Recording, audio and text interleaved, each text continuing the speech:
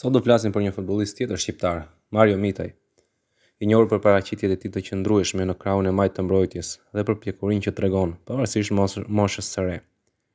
Ai ka lindur në 6 gusht 2003 në Greqi, në një familje shqiptare, dhe që në moshë të vogël u dallua për talentin e tij në futboll.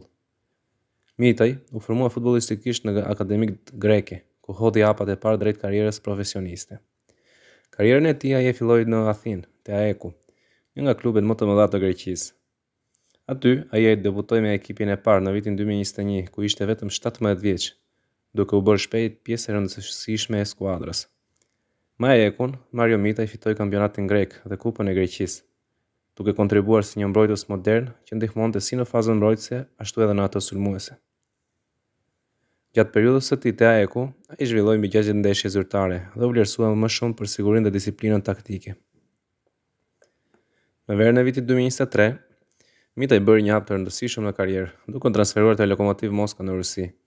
Ky transferim shënoi në një nivel më të lartë për të, ku ai vazhdoi të luante rregullisht dhe të përmirësonte lojën e tij përballë kundërshtarëve më të fortë. Me Lokomotivën, ai u aktivizua në shumë ndeshje kampionati dhe fitoi eksperiencë të vlefshme ndërkombëtare.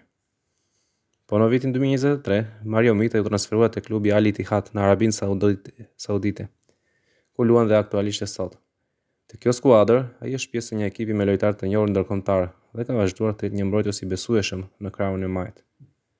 Edhe pse nuk është një mbrojtës që shënon shumë gola, roli i tij kryesor është ndalimi i kundërshtarëve dhe ndihma në ndërtimin e lojës nga prapavija. Për kombëtarën e Shqipërisë, Mario Mitaj ka zgjedhur të përfaqësojë Shqipërinë, edhe pse kishte mundësi të luante për Greqinë. Ai debutoi me ekipin kombëtar në vitin 2022. Dhe që atëherë është shndruar në një nga lojtarët më të rëndësishëm të mbrojtjes. Deri në vitin 2025, ai ka zhvilluar rreth 25 ndeshje me kombëtarën, duke qenë titullar në shumë takime kualifikuese për Euro 2024 dhe kompeticione të tjera ndërkombëtare.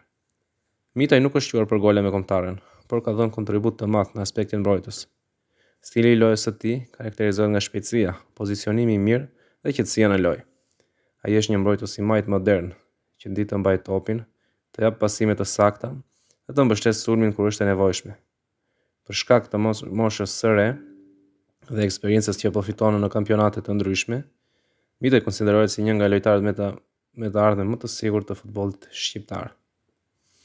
Me një karrierë që ka kaluar nga Greqia në Rusi e më pas në Arabinë Saudite, si dhe me rol të rëndësishëm në kombëtarën e Shqipërisë, Mario Mitaj vazhdon të rritet dhe të afirmohet si një emër i rëndësishëm i brezit të ri të futbollistëve shqiptar.